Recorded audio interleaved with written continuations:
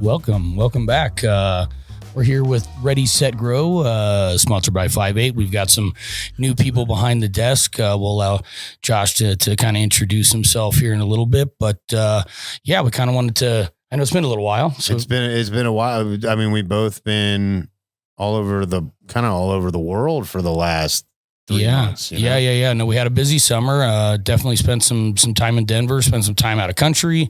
I guess before we forget, let's obviously let you guys know who we're sponsored by: New Millennium, DLI, Silicium, Cytetics, Ruck Air Movement, Playground, and last but certainly not least, Black Flies Eyewear. There we are. Okay, perfect. So we get that fun stuff out of the way. So yeah, no, we kind of wanted to hop on here and let you guys know that we are in the process. If you couldn't tell, we have switched the studio up a little bit. We are looking to do new format. We're going to be bringing in more guests. We're going to do a little bit more culture, grow talk. Clearly these are the things we sell. This is what we do. This is puts bread in our pocket and food on the table. But we really, as always, have wanted to focus on providing good information for the community. Yep. And just really being an open format for questions and just really, kind of, again, being here for the community is something we enjoy doing. It's not something that we have to do. Honestly, we really like it. So here we are. And there's just a lot of misinformation out there. There's a lot of people talking about a lot of different stuff right now. And and realistically, like, we're still not at a point where anybody has, peer-reviewed information, university-reviewed information. Right. There's still very, very little that's definitive in the cannabis world, but I also say there's very little definitive that's in the horticulture world as well. Yep. This is truly in the Wild West. It's an open frontier. We have the ability to, as we've said many times, we're part of the people that are actually setting the data points because the data points haven't been set. If I go and decide to grow chrysanthemums or something like that, I'm handed a book with the SOPs. It's going to tell me exactly how to do it, the light treatments, the nutrient treatments, everything. It's not something that I have any guesswork about. And as we've discussed in the past, you're only growing one cultivar. If you're growing strawberries, if you're growing corn, corn, there's 2 or 3 different types of corn, but there's not the diversity that we deal with that really does. I mean, let's face facts. A lot of people are using the same nutrient regimens, the same programs in a lot of these facilities in the same rooms. And realistically, in some of these instances, in a lot of these instances, they don't want the same treatment. They may want, as we've seen with UV light, they may want more, they may want less. Yep. We dealt with one cultivation this year that they're still doing 40% of their facilities in HPS because they said to us, hey, look, we have cultivar that just do not grow well under LEDs. And even when you hear guys like Mango will say that, Well, and I would venture to say, and I don't even know this because I don't know exactly the strains that they're saying that about, but I'd bet my bottom dollar that the strains that are there were all selected out of the 80s, 90s, and early 2000s under originally single-ended lighting and then eventually double-ended lighting. So of course, when you talk about the definition of phenotype being genotype plus environment equals phenotype, that's literally part of the environment. So you can't expect the same outcome when you switch up part of that environment like that. It's a very critical variable. Well, and that's going to be one of the big cores of what we're going to try and do moving forward is, we're going to be able to bring in some of the experts, some of the people, we're talking to people like Kind Bill. We're talking to people like Phenotype Farmer. We're talking to people like Eugene. And, as much as people know Eugene as a football guy, Eugene's been in the cannabis game a while now. A good while now. You know what I mean? And he's been really influential. He's actually seen a lot more setups than most people have. Oh, he has. And shout out to Eugene Monroe, good friend of the company, good friend of the family. Always enjoy being able to bring it around him because he is out there really influencing in the right ways. He's putting himself out there. He's checking out the way people are doing it. The reality is there's a lot of way to skin this cat. You know what I mean? There's no one way. And by taking all the little things you can find over the different country, because everybody's doing something good. You know what I mean? But very few people are doing everything good. Well, and the nice thing is, the format of Ready, Set, Grow for us has been us coming and telling the stories. Now with the new format, we're going to be able to talk about certain things, but then beyond that, we're going to be able to actually bring the people that we've talked to tell the stories themselves. Yeah, exactly. To verify the stories or tell the stories themselves or whatever. Obviously, we want to get Eugene in studio and be able to talk about his story, which is amazing. And I don't want to give any of that away for the people that don't know. Dude, Bill, like Bill, creator of Live Resin. You know what I mean? And like, that's a big thing that we talk about because us being jug dealers, hint, and us being jug dealers, our whole thing is about the terps. As we start diving into things, even as we get deeper into the show, we've started seeing some of our UV results come back, and realistically, all the UV results that we've seen come back has been increased in terps, in which, again, cannabinoids, pretty generic. You can get them from hemp. The terpene is the most valuable. The terpenes and the flavonoids are the most valuable part of the plant. And these are the things that, like we've said before, these are hydrogen and carbon chains that, while you can synthesize them in a lab and have something under a microscope that looks the same, it is different than a plant derived. And just the way they play interprets, it's kind of like for the longest time, and I don't want to get too deep in this, but it's like for the longest time we were told that, a synthesized sugar was the same thing, specifically high fructose corn syrup, your body interpreted it the same way as cane sugar. And we know today that's not the correct. So it's the same kind of thing. And, as people know us and what kind of our thing has always been and what New Millennium's thing is phenotypic expression, is genetic potential, is trying to crack into. At the end of the day, we're all working for genetic potential. The problem is we don't know what that is. We just know we're striving for it. Nobody knows what the top is. Nobody's proved what the top is. And interestingly enough, a little teaser on the UV as well is, one of the things that I've started thinking about is, there was a major fork in the road when double-ended came in. And if you left double-ended behind, you were left behind. Okay. So I was so apprehensive. I was like, who the fuck is hanging these things? They're not even ducted. But more importantly, Gabe, what it did is it took the numbers and reestablished the minimums, right? All of a sudden that 1.5 a pound became 3-4 a pound, and that became the standard, right? All of a sudden turned me into a hero, bro. So here, in my opinion, I look at the UV and go, if we're actually out there and we're increasing cannabinoids, which includes THC, but more importantly, terpenes, which is obviously going to be great for extractors across the board, all the test results I've seen increase. So imagine what we know as standard when it comes to extraction numbers, terpene numbers, and stuff like that. Imagine if we're literally, and I believe we're doing this, by the way, folks, imagine if we're resetting the bar. And that's literally what myself, Gabe, Jair with the whole team, Brandon, everybody, Cole has been out there doing, is really trying to say, hey, we believe we know what the technology has behind it. Now we got to prove it. And it's being proven. We're getting the numbers back in. We will have on a future show, Jair in here talking about some of the white paper stuff. I'll tease that a little bit. We do have white paper stuff that's coming out on tests that have been done in Amsterdam, university level. So don't want to give too much away. No, and we're starting to get results from the stuff that's been going on here in the United States on fixtures that we've actually had people buy, and they're now on their second run, and we're starting to see the real numbers. So yep. So that's something, we'll definitely continue to talk more about. Anytime we get these numbers, believe you me, it behooves us to get them out to you. So don't worry, if we've got them, you'll have them. Before we get too crazy on everything, let's, this is our final episode of Ready, Set, Grow. This is bye-bye to Ready, Set, Grow. Bye-bye. And this is a good bye-bye. It's okay. It's a close of a chapter and open of another one. It's not a bad thing. Yeah. It's like, it's kind of like the next book. But we've got a series let's get into the fun part, because that's what we always love doing around here. Let's talk about what we did this summer. Yeah.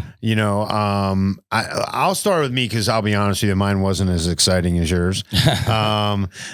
But there was a lot of really cool stuff. We went up to Maine. Yep. We went from Maine down. We celebrated legalization in Maryland this year, July 1st. Right. And that's a market you worked in for a long time. Obviously having the grassroots connection. I was part of that That's market. special for you. Yep. Really cool to see that. It was really cool.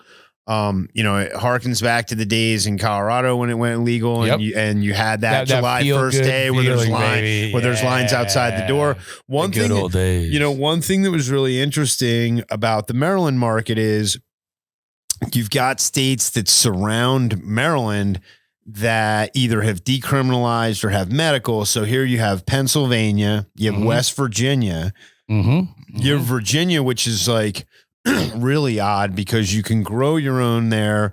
It's legal, but they still haven't pulled together to actually have any type of dispensary system. It kind of just like, it stopped. It was very weird. It just kind of got. But all of a sudden you have all these people from basically every state that neighbors it, being able to come in and purchase it. And not only that, be able to go back to their own states and not really have any issues. Right. And so like, Which you remember cool was them. Back in the day, right? You're hopping states. I mean, you know, that I'll tell you what, there's some real pucker factor still to this day doing that 12 miles across New Hampshire getting to Maine. For sure, you know what I mean? For sure. And you know, I mean, not for nothing, New Hampshire actually decriminalized this year. And I remember, but again, it's everybody around them. They had to be the last one. Dude, I remember Live free or die. Fantastic slogan, but doesn't quite. I think I told this story on the show before, but I remember being up in New Hampshire this winter, and I heard the cops banging on someone else's door in my hotel I was staying at like 1 a.m.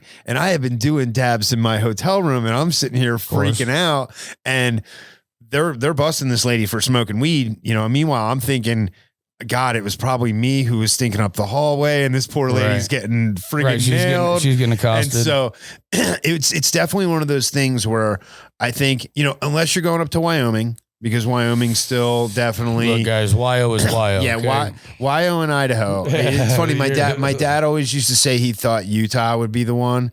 Isn't that crazy? And like Utah came around way easier. And like Wyo and Idaho are definitely the two states that you just really do not want to get caught with cannabis to this day. Yeah, I mean, you're better off in Kansas, Nebraska, really anywhere. But it was, that was something that was really cool. You know, we got to spend July 4th with Eugene, which was really cool. A couple other players. That was really fun. It's interesting to see a lot of those projects. Dude, the guys at Culta are killing it. Their outdoor this year is looking just absolutely wonderful. So, I mean, excellent. It's really cool to see all that stuff. A lot of projects are starting to crack in Jersey. Yep. You know, Jersey's definitely going to be a pretty interesting market. A lot of fire people are growing there. Interesting to see too. You know, Drake Cup. Hitman Dougie. Yep. You know, he had a couple really cool events this summer. Best of New York, Best of Diesel, Best of Candies. He's doing Best of New England. A lot of competitions focused around the diesels, around the piffs, around the long running sativas. You know, kind of the stuff that the people like us, you know, have kind of been asking for. So, I mean, it's really cool to see this revolution. You know, I know Bill's got an event coming up as far as 10-year birthday of Live Resin is actually October 14th. I cannot believe that. So that's actually something, you know, we may actually have him in studio at some point to talk about that. Yeah, we definitely would like to do that. You know, there's definitely a lot of stuff that, you know, this year has kind of brought around. Dude, not for nothing. The Ganjier program has exploded so much. You know, there's so many people that are really getting into these kind of sommelier and just expanding the plant. And whether any program is doing it perfect or not yet, I think it's cool that people are trying it. You know, I think it's cool that people are getting hip to that. And I think that's difficult. And I think you're putting yourself out there a lot by doing something like that. You're opening yourself up to a lot of criticism. You know, so but I think we need something, you know, we need some more, you know, and it just like we need more white papers when it comes to lighting and things like that, you know, getting some actual, you know, official numbers behind what we're doing here and what we're building always helps us. It helps, you know, legitimize everything and everything else. So one more thing I wanted to crack into, you know, we had Connecticut go legal this summer as well.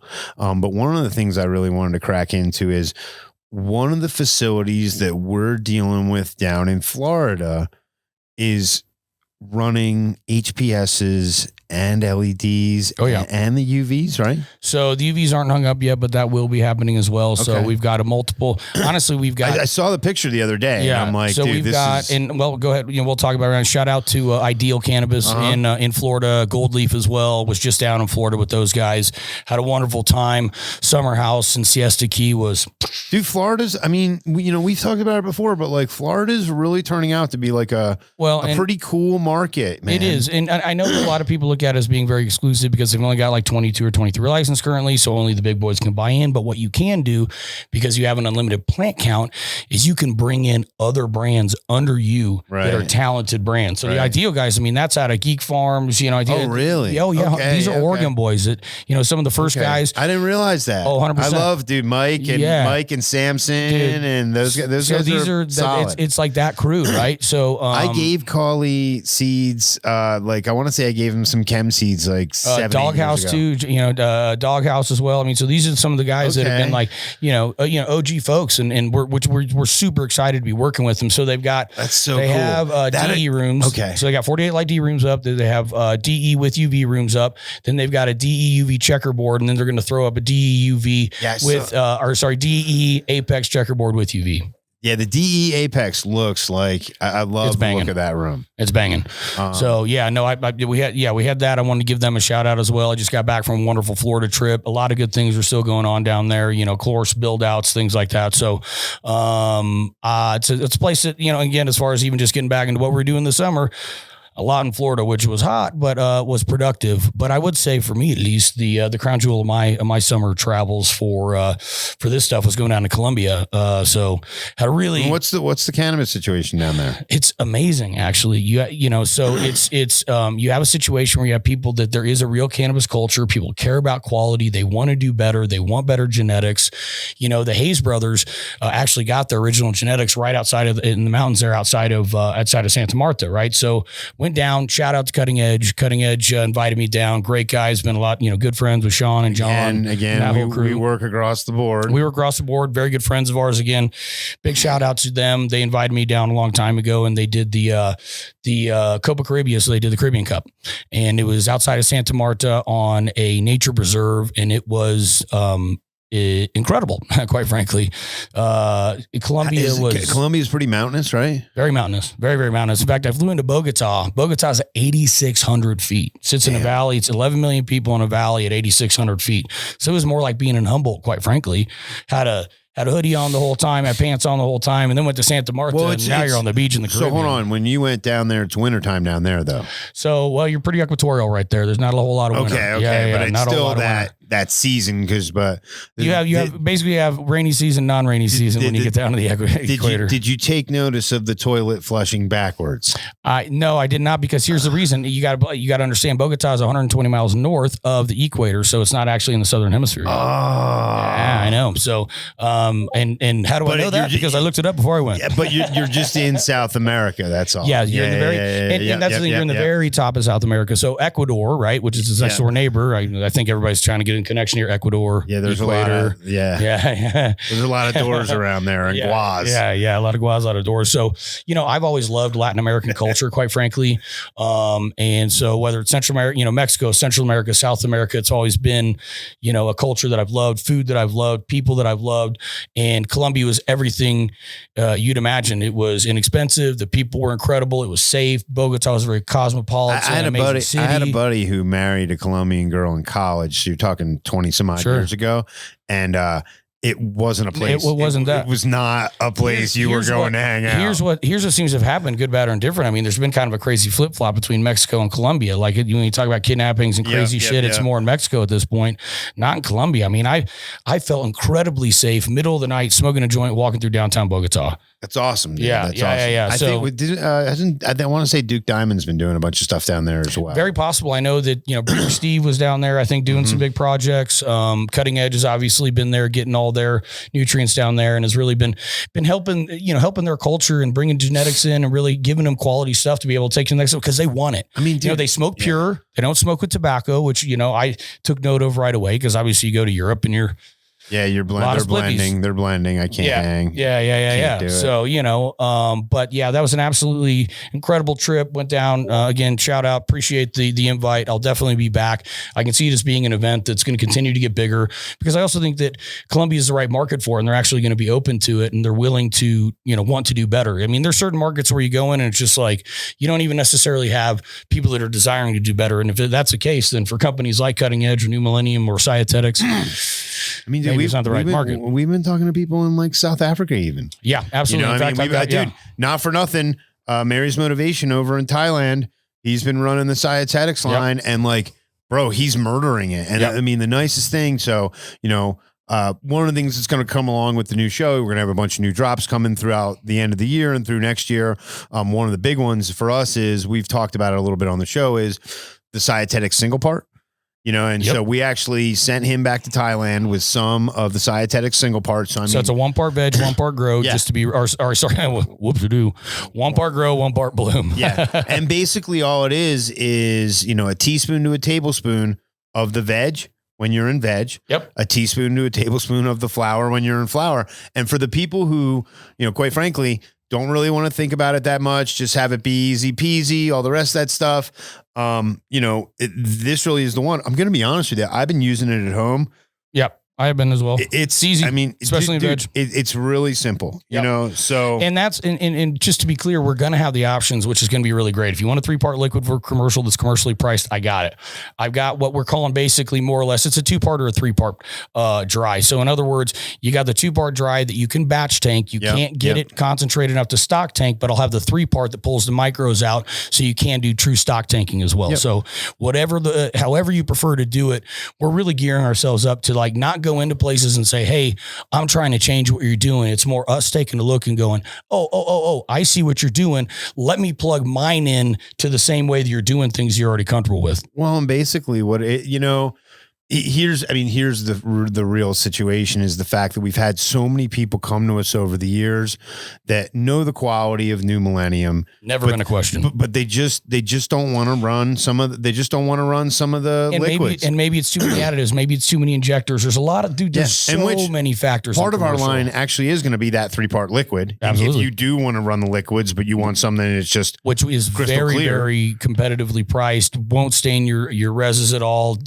No melted. I mean, that's 10 mils a gallon will get you 1.5 EC, uses the same amounts too. So we've really tried to make it as easy as possible and competitive as possible for commercial production. Reality is, we've got the production capability, so we can do things like that. Yep. And a lot of, there's a lot of stuff coming out of the pipeline as far as what we'll show you guys, because ultimately we're family, bro. Yeah. It's just not like what you see in the office here is, a big part of the company. Speaking of family, why don't we let Josh introduce himself? Yeah, we got a new member. We got a new member of the family. Yeah. What's up, guys? I'm just getting my camera all set up here. I got a secondary camera. What's up, y'all? So we kind of stole. We didn't steal. No, we didn't steal. We borrowed. We're sharing. We're sharing. So we're sharing. Speaking of family, one of the producers of Dude Grows. Big shout out to Dude Grows. Everybody who knows Jerin knows Jerin as part of the family. Part of the DGC, baby. So we wanted to utilize some of the talent. Absolutely. From DGC. Yep. Everyone knows that DGS. If you are trying to put quality cannabis information out there, I'm going to stand by your side. Yep. So, Jerin and Gabe, glad to fucking be. Dude, thanks for coming, bud. Thanks for being a part of it. We're really psyched to have you. In fact, it's nice because it helps us with segments like our next segment, talking about the news. Because we're still going to continue to bring you the news, because we feel like it's super important, because ultimately it affects what we do, because we're out here jug dealing. Well, and it affects where we can put things, and it just affects the market. So you really have to keep abreast of the situation. And there's a lot of news to uncover too. There is. Indeed. Since 2012, have we really had this big of earthquakes going on? Like, this is national news. This isn't just us here. Right. Oh yeah. Right. So I think one of the biggest things that I kind of had brought to light right now is Michigan is slated to do $3 billion in sales this year. So first off, golf clap to Michigan, because Colorado held the title for a long time, and Michigan's one of the only states that, quite frankly, is exporting. We'll just be honest, right? And I mean, dude, it's really cool to see them cranking out as much. In Michigan, because of the caregiver model that had always existed, Michigan has always focused on growing really fire cannabis. Absolutely. Great breeding has gone out there. We've taken some really good strains out of there. Enough that B went there to post up, because he left SoCal to go to Michigan, and he's been Doing great out there. Shout out to B. We'll get him here in the studio before too long as well. He doesn't like to get on the mic too much, but we're going to force him into it. We're going to force him because, we're trying to bring the family to you. So here's another thing I want to bring up. I'm actually going to have Josh kind of help us on this one because I wanted to talk about the big news of the summer for cannabis that everybody's really been talking about. Right. And that's Schedule 3. That's something that obviously rescheduling has been, that's been on the tip of everybody's tongue for many years now. Yeah. And it's something, quite frankly, without being too political about things, it's something that we expected after the last election. Sure. Quite frankly, if you know anything about the cannabis stocks and you know anything about the suppliers of nutrients and stuff like that, you know that right after the election, all of the stocks jumped very high because people really thought there was an assumption there. Yeah, that people thought that we were going to see some type of legalization. Because what that was going to do is obviously open up banking opportunities and things like that. And that was that was the biggest block. The Schedule 1 designation was the biggest block in federal banking and national banking. Yeah. In which, just so we understand, I was having this discussion with someone yesterday, and they were like, "Oh yeah, that just made it so as bad as cocaine and heroin," and I was like, "No." It actually made it worse, because cocaine and heroin are Schedule 2. Right. So, Josh, just just so we can get some clarity here, what exactly is the definition of Schedule 3 for all our users? Just so we're not speculating as far as where it would go if it did go Schedule 3. Right. Well, I can tell you exactly. So obviously what you guys just said, that having it be Schedule 1 means that it has absolutely no medicinal. Zero medicinal. No, which means they can't do any research, testing, no federal research, no grants, doctors, no money. Yeah, no university. Yeah. You can't bank. You can't do anything. So then, as you guys said, Schedule 2 is your things like heroin and cocaine and everything. This drops it down into Schedule 3, where your things like codeine, like anabolic steroids, like things that are not over the counter, but they're not exactly heroin anymore. So right. It's not as far. We want deschedule. Right. We want complete descheduling, and I think I always say unschedule. Yeah. Right. Because I feel like it shouldn't be Stoners on aren't about schedules. No. We don't like schedules. It's not part of our ethos. Schedule my life, deschedule my cannabis, baby. So without getting too crazy about it, it definitely, what I would say to anybody who listens to the show is definitely keep your eyes on what is going to happen, because you can write your congressman, you can write your senators, you can write your governor and say, hey, this isn't what I support. And on top of that, it's going to be really interesting because there are states like Colorado where cannabis is written into the state constitution, where them going Schedule 3 would arguably be unconstitutional for the state of Colorado, similar to some of the stuff you see with abortion and stuff like that. Sure. Could be some legal wranglings that happen. I think I see a lot of people get really wrapped up in it. Me personally, I don't agree with Schedule 3. I think it's a bad thing.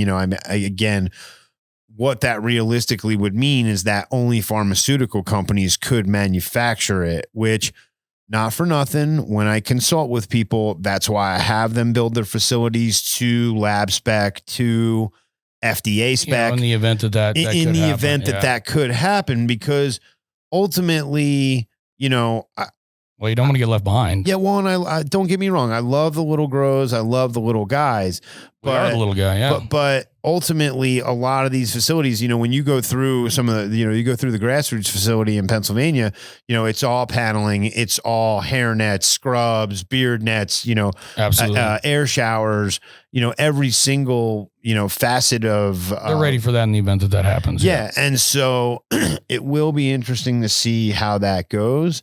But just everybody, be aware that the conversations are finally being had, and that's where I'm excited most, I guess. I'm not saying I want Schedule 3. By no means. I'm more of an unschedule. I agree with that. I don't think it should be on a scheduling. Last but certainly not least, we do have a very cool event. It's a number 3 showdown. Shout out to our boys Cultivate here in Denver. Big supporters of the show, big supporters of the company. Obviously we've done business with them for a very long time. The guys have been putting on some great events. Again, we always talk events. Chip, Daryl, Chris, Jacob. The whole crew. The whole Keenan, those guys, the whole team is awesome. It's a solid group of dudes. Honestly, if you put the cultivation of experience of that crew of dudes that runs that store. There's not a shop in Denver that has that. There's probably 75 to 100 years, and that's not even... I'm not even stretching on that. No. You know, so they've obviously been doing a great job of doing these community events, which we love being a part of, right? Traditionally, you had the trade show. They are really fun. So typically, you've had like the trade show kind of scenarios, which we used to do. Well, now with all this legalization, you can do events like this. You can do private parties. We're super into doing events like that. We'll be doing some of our own events. Just a little tickler. We'll probably be having our own event here at the office come November. So we'll be continuing talking. That's first little teaser on that. But they put on great events. It's the Showdown 3. The last one, Showdown 2, 75 entries, I believe, Gabe, right? Yeah. So they're expecting at least that, if not more. I'm definitely planning on putting in 1, 2, maybe 3 of mine. We'll see. I think Gabe's got some stuff. Last time we definitely had a good friend of the company and show that won it. And a couple New Millennium user, which is always great.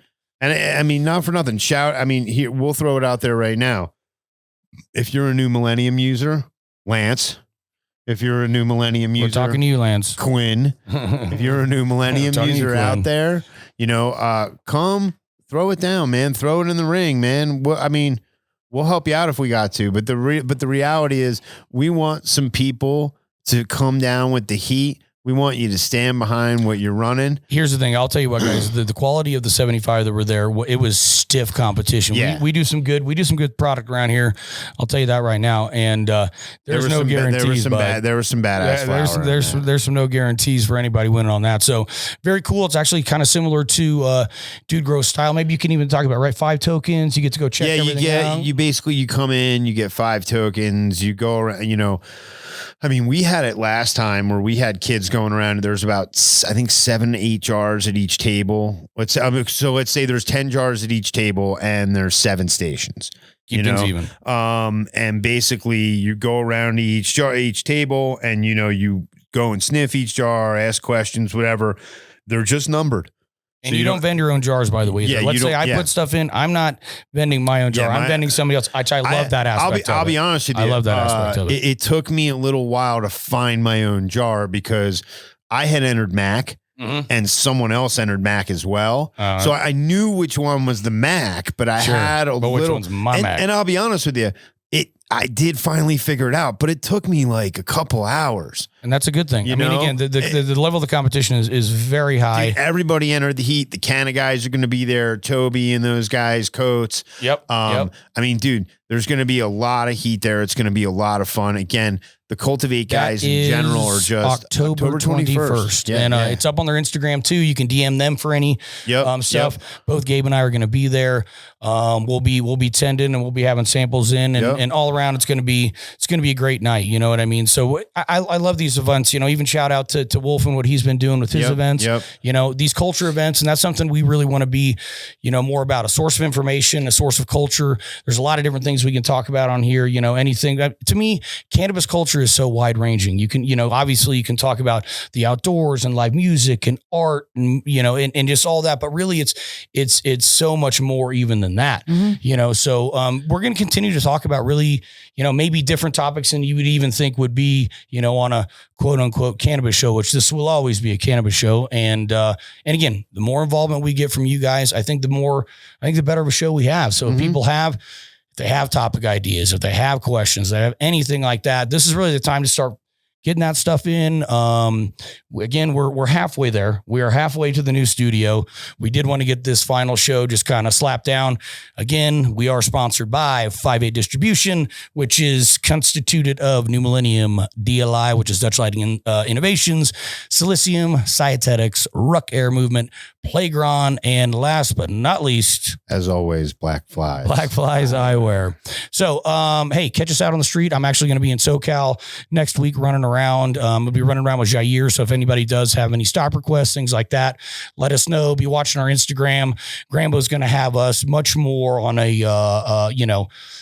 he's going to be keeping things much more up to date about where we're at in the country and things like that, and really trying to coordinate with you guys. Out there, if you guys listening right now, hear my voice at Josh Grambo on Instagram. I listen to everything. So if you got suggestions, you want Gabe and Jerin to do something, you got suggestions, requests, let me know. Oh yeah. Even skit ideas. I mean, we're wide we're wide open over here. Yeah, you will see a lot more of our beautiful faces here. Thank you for the continued support. Without you guys, there is no us. We really do truly enjoy doing this. And sorry it's taken so long to get it back on.